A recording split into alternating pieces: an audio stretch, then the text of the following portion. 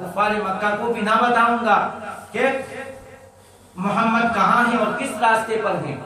لیکن آپ اس کے بدلے میں مجھے امان نامہ لکھنے کہ جب آپ فاتح بن کر آئیں گے تو میری جان مال عزت و آبرو میری خاندان والوں کی حفاظت ہوگی، کیونکہ وہاں پر پین اور پیپل تو تھا نہیں،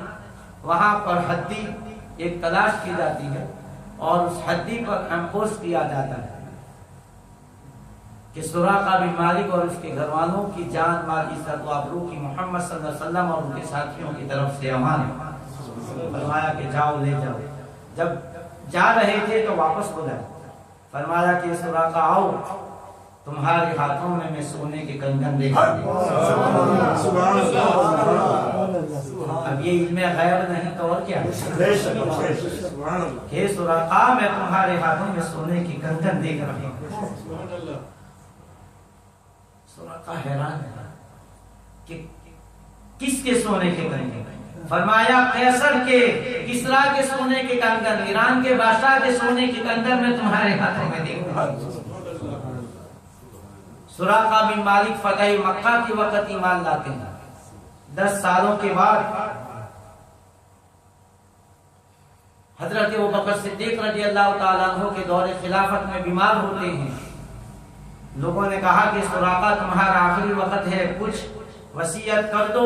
تو بیمار کے بستر پر بیٹھ جاتے ہیں کہ کیسی بات کرتے ہو، ابھی محمد صلی اللہ علیہ وسلم کی پیشن گوئی پوری نہیں ہوئی، جب تک میں کسرا کے کنگن نہ پہنوں میں مرنے والا نہیں۔ فاروق اعظم رضی اللہ تعالیٰ عنہ کے دور خلافت میں حضرت سعد بن وقاص رضی اللہ تعالیٰ عنہ کے ہاتھوں جب ایران فتح ہوا اور ایران کا بادشاہ اپنے محل کو چھوڑ کر بھاگا، اس نے اپنی بچیوں کو بھی نہ لیا، محل کو چھوڑ کر کے ویسے ہی وہ جان بچانے کے لیے بھاگا جو حضرت امام علی مقام امام حسین علیہ السلام کے ساتھ جن شہر بانو کی شادی ہوئی تھی، یہ ایران کے بادشاہ کی بیٹی تھی اور مال غنیمت میں وہ بھی آئی تھی۔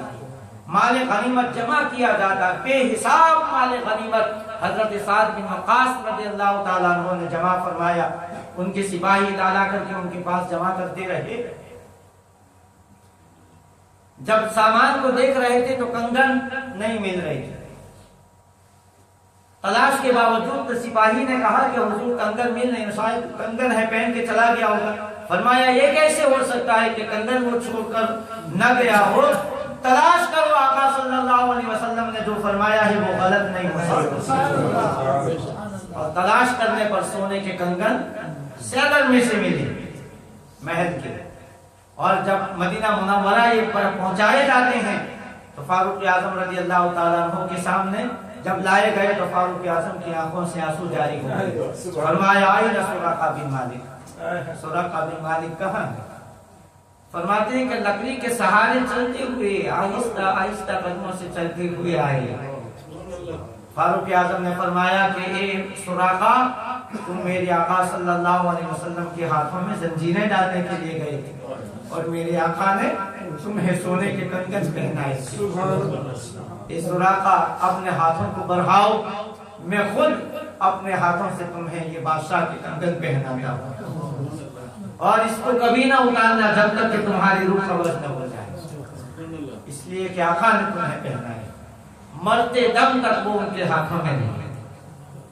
سراقہ بن مالک رضی اللہ تعالیٰ۔ تو یہ کہ تاریخ جہاں جہاں پر بھی